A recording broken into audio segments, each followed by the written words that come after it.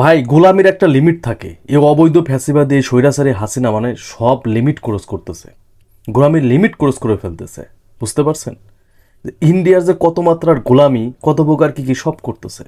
দেখেন আজকে আমরা ইন্ডিয়ার যে লেভেলের গোলামি করতেছি, কেন ইন্ডিয়ার গোলামি করব? আমরা কি ইন্ডিয়ার অঙ্গরাজ্য? কেন গোলামি করব? আমরা যদি স্বাধীন রাষ্ট্রই হই, আজকে মুক্তিযোদ্ধাদের সম্মান দিয়ে কোঠা কোঠা চালু করতেছেন, কোঠা আইন চালু করছেন, কোঠার ভিত্তিতে চাকরি হবে, সম্মান দিচ্ছেন আপনারা, তাহলে মুক্তিযোদ্ধারা কিসের সম্মান দিচ্ছেন? যদি এটা স্বাধীন দেশ আর একটা দেশে গোলামি করে তাহলে কিসের সম্মান দেওয়া হয় বলেন? 44টা গেট খুলে দিল, সিলেটের মানুষ বন্যায় ডুবে গেল। মানে প্রতিনিয়ত বাংলাদেশের সাথে এমন এমন কাজ করতেছে যেগুলো নেওয়ার মতো না, তারপরেও কেন সরকার চুপ বলেন? এখন এই যে আমরা যে কথাগুলো বলবো, এই কথাগুলো বললেই আমাদেরকে চামচা বানাই দিবেন। আর বাংলাদেশে যে জিনিসটাই হোক সবগুলাই ষড়যন্ত্র চলতেছে, বিরোধী দল ষড়যন্ত্র করতেছে, কোঠা আন্দোলন হইতেছে, বিরোধী দল ষড়যন্ত্র করতেছে। ভাই দেশের যারা দেশকে নিয়ে ভাবে, মেধাবীরা, তারা কি ভাবতে পারবে না? মেধা শূন্য হয়ে যাচ্ছে জাতি, এটা নিয়ে কথা বলতে পারবে না? আজকে মেধাবীরা যোগ্য স্থান পাচ্ছে না, এটা নিয়ে কথা বলতে পারবে না? এই অবৈধ ফ্যাসিবাদী হাসিনা শুধু কি করতে পারে? শুধু বিরোধী দলগুলোকে নির্মূল করতে পারে। বিরোধী দলগুলোকে কীভাবে মানে শাল্টিং দিয়ে কিভাবে রাখা যায়, নিয়ন্ত্রণে রাখা যায়, শুধু এটা পারবে। এছাড়া যে দুর্নীতি হইতেছে এইগুলো নিয়ে কোনো মাথা ব্যথা তার নাই। আজকে বিসিএস যে পরীক্ষা, এইটার প্রশ্নপত্র ফাঁস হয়, এইটা নিয়েও তার কোনো মাথা ব্যথা নাই। আজকে চোর কোন সেক্টরটা চুরি ছাড়া আছে তার শুধু মাথা ব্যথা, বিরোধী দল কী করলো? কোঠা আন্দোলন ছাত্ররা করতেছে, এখানে বিরোধী দলের ষড়যন্ত্র দেখতেছে সে, যে বিরোধী দলগুলো নাকি ষড়যন্ত্র করতেছে। সব থেকে লজ্জা লাগে এইটা যে আপনি যদি স্বাধীন হয়ে থাকেন, ভাই আপনার কাছে গাড়ি ভাড়া আছে, আপনি একটা স্বাধীন দেশের নাগরিক, আপনি যে কোনো জেলাতে যে কোনো সময় যাইতে পারবেন, যে কোনো মানুষের সাথে দেখা করতে পারবেন, এটা তো স্বাভাবিক। কিন্তু একটা স্বাধীন দেশের প্রধানমন্ত্রী যখন অন্য দেশে ঘুরতে যাবে, এইটাও পারমিশন নিতে হয় ইন্ডিয়ার কাছ থেকে। এর থেকে লজ্জার কি আছে? আমাদের পররাষ্ট্রমন্ত্রী বলছে না যে ইন্ডিয়ার কাছে বলছে যে চায়না সফরে গেলে কোনো সমস্যা নেই তাদের। বাংলাদেশের মাঝখান দিয়ে করিডোর দিচ্ছে ইন্ডিয়াকে, আর ওদিক দিয়ে তিস্তা প্রকল্পের নাম ওইদিকে দিচ্ছে চায়নাকে। মানে দুই ঠেলাঠেলিতে পড়ছে বাংলাদেশ নাকি? হ্যাঁ, ইন্ডিয়া আর চায়নার যুদ্ধক্ষেত্র বাংলাদেশকে বানাইতেছে। আজকে ইন্ডিয়া আর চায়নার যুদ্ধক্ষেত্র বাংলাদেশ হইতো না, বাংলাদেশের সাথে এরকম ব্যবহার করতে পারতো না। শুধু করতে পারছে কি জন্য? যে জনগণের ভোট ছাড়া প্রধানমন্ত্রী হয়েছে।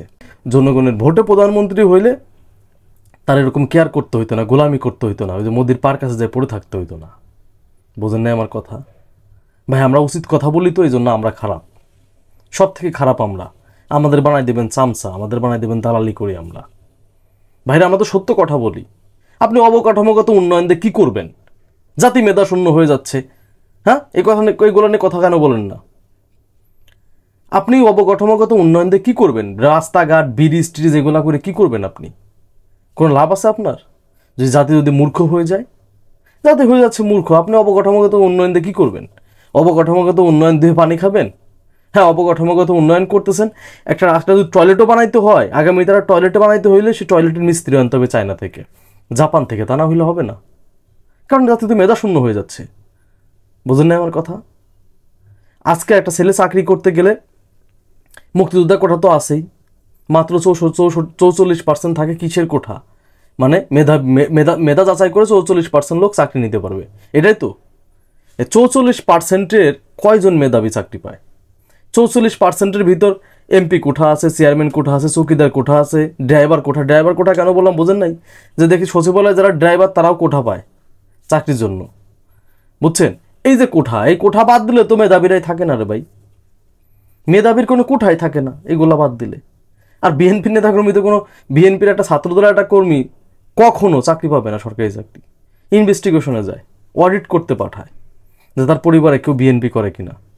হিসা মারি ভাই, লজ্জা লাগে, ঘৃণা লাগে। এই নাকি স্বাধীন দেশ? এটাই আমাদের স্বাধীন দেশ, আর এটা দেখতে হবে। এই জেনারেশনের লজ্জা নাই ভাই। আমরা তো অনেক আপডেটেড ভাই, কেন চুপ? চেয়ার তো কাঁপাই দেওয়া যায়, কেন চুপ আছি আমরা? ছাড়েন না বাপ দাদার, বিএনপির বরাবর সিনিয়রদের ছাড়েন, আপনার জায়গা থেকে আপনি সোচ্চার হন। কি করতেছেন এগুলা কিভাবে সহ্য করতেছেন? হ্যাঁ, যেখানে মেধাবীর কোনো দাম নাই। আজকে বিসিএস যে ক্যাডার, আপনি এই সব সেক্টরগুলো নির্মূল করতে পারতেছেন না। আপনার নির্মূল শুধু বিএনপি, জামাত, এদেরকে নির্মূল করতে হবে। আপনার যেসব দুর্নীতি এইসব জিনিস ধরে নির্মূল করতে পারতেছেন না আপনি। এই ক্ষমতা কি নাই আপনার? না, এই ক্ষমতা আপনার নাই। কারণ এই ক্ষমতা এটা নির্মূল করতে গেলে আপনি নির্মূল হয়ে যাবেন, এটা আপনি ভালো করেই জানেন। বিকজ আপনি তো জনগণের ক্ষমতা ভোটে তো আপনি নির্বাচিত না, আপনি হচ্ছেন আমলাদের ভোটে নির্বাচিত। আজকে তো আমলারাই আপনারা বানাইছে প্রধানমন্ত্রী। আপনাকে প্রধানমন্ত্রী বানাইছে একজন এসপিডিসি, একজন ওসি। প্রধানমন্ত্রীকে আপনি জনগণের ভোটে হইছেন, আপনি জনগণের পক্ষে কথা বলবেন? হ্যাঁ, লজ্জা লাগে। বাঙালি চুপ হয়ে আছে। নিশ্চয়ই কোনো পরিকল্পনা চলতেছে, দেখতে পারবেন যে কোঠা আন্দোলন কিছু না, এটা শাক দিয়ে মাছ ঢাকার মতো। কিছুদিন পরে কোঠা আন্দোলন চুপ হয়ে যাবে, তার যে পরিকল্পনা ছিল একটা পরিকল্পনা, সে পরিকল্পনা সে সফল হয়ে যাবে। দেখতে থাকেন আপনি, কিচ্ছু হবে না ভাই। এই কোঠা আন্দোলন সে নিজেই আনছে অন্য একটা জিনিস ঢাকার জন্য। কোঠা আন্দোলন সে মেনে নেবে, আবার যা তাই হয়ে যাবে। কোঠাতে কি করবেন না ভাই, এইখানে সব কোঠা বাদ দিতে হবে, এমপি কোঠা বাদ দিতে হবে, চৌকিদার কোঠা, ড্রাইভার কোঠা, সব কোঠা বাদ দিতে হবে। এই আন্দোলন করেন, বাতিলের আন্দোলন করেন, এই সরকারকে বাতিলের, গোলাম, এই ইন্ডিয়ার গোলাম এই সরকারকে বাতিলের আন্দোলন করেন। তাছাড়া বাংলাদেশের মানুষের মুক্তি হবে না। আপনি যদি মনে করেন বাংলাদেশের মানুষের মুক্তি হবে, তাহলে ঘুমায় আছেন আপনি, ঘুমায় স্বপ্ন দেখেন, ঘুম থেকে উঠে দেখবেন যে ইস্যু করে দিয়েছেন বিছানায়। কারণ এই জাতির ভবিষ্যৎ তো এইটাই, বুঝতে পারছেন? এই জাতির ভবিষ্যৎ এইটাই, তাছাড়া কিছু না। সীমান্তে গুলি করে পাখির মতো আমাদের বাংলাদেশিদের মারতেছে, ফেলানির লাশ ঝুলে থাকে, তারপরেও ইন্ডিয়ার সাথে আমার গোলামি করতে হবে। কতটা নির্লজ্জ, কতটা বেহাইয়া হলে আমরা এই কাজটা করতে পারি। এটা স্বাধীন দেশ, এই দেশের প্রধানমন্ত্রী অন্য দেশের সফরে যাবে কিনা পারমিশন নিতে হবে ওই দেশের কাছ থেকে। ঘৃণা লাগে, লজ্জা লাগে। আল্লাহ কেন তুমি এই দেশে জন্মগ্রহণ করাইছিলা? পাশের দেশ ইন্ডিয়াতে তো ওরা সুন্দরভাবে কথা বলতে পারে, ওরা সব জায়গায় প্রতিবাদ করতে পারে, সব কথা বলতে পারতেছে। আমরা কেন পারবো না? আমাদের কেন জিম্মি করে রাখা হইতেছে? দরকার নাই তাহলে স্বাধীনতা দিয়ে দেন ইন্ডিয়াকে, থাকবো না আমরা, স্বাধীনতা দরকার নাই আমাদের, দেশ দিয়ে দেন, ঘোষণা করেন যে আমরা ইন্ডিয়াকে দিয়ে দিচ্ছি দেশ। নির্লজ্জ জাতি আমরা, আমাদের ভবিষ্যৎ খুবই অন্ধকার। শুধু দেখতে থাকেন।